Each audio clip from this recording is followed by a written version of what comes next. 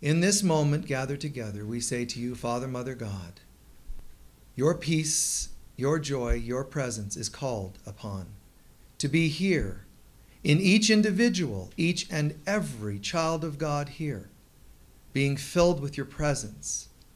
And each of us knows full well that if that presence is not being felt as love and given as love, it is not love. Therefore, it is not you.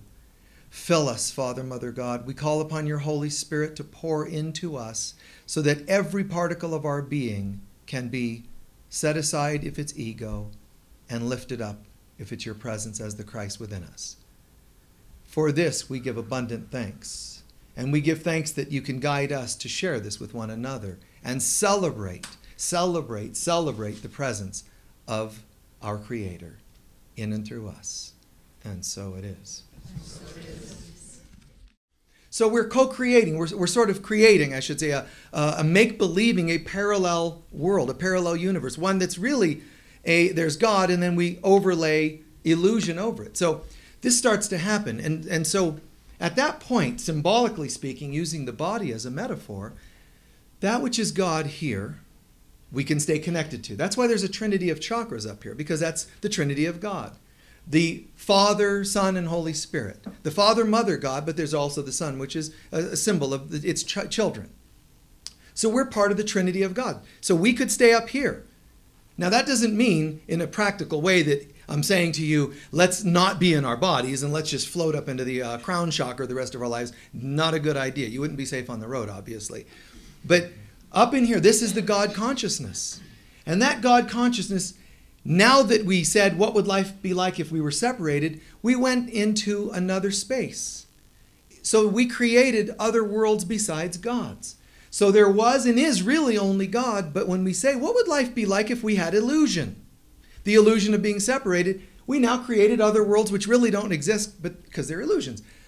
But we said, what would it be like? So from this world became a second world. That second world is now not the upper trinity of our chakras, it's our heart chakra. We left God, descended into becoming souls, traversing the universe that was now being created by us. Later on, we would say God created us. God first created a universe, then created us, threw us into the universe and said, good luck. That's not at all what happened. We actually are in God, said, what would life be like if we were separate from God? Then the Big Bang took place. Then the universe was created. Then we cast ourselves away from God and flew into the universe as victims of the whole process and then tried to find our way. And every bit of not finding our way is either God's fault or somebody else's fault. When we find our way, it's just good coincidence. We got lucky for the moment, we think. We're creating the entire thing. So the first world, God, the second world, the illusion, the belief that we could be separate. And this sits right in our heart. Now, our souls, still made in the image of God, should be pure and perfect. So the heart center, we could be perfect, beautiful beings right here. However, having left the first world, we know something's not quite right. Or as Dorothy says, we're not in Kansas anymore. So we have to cover our tracks, and we cover them by creating something called the ego.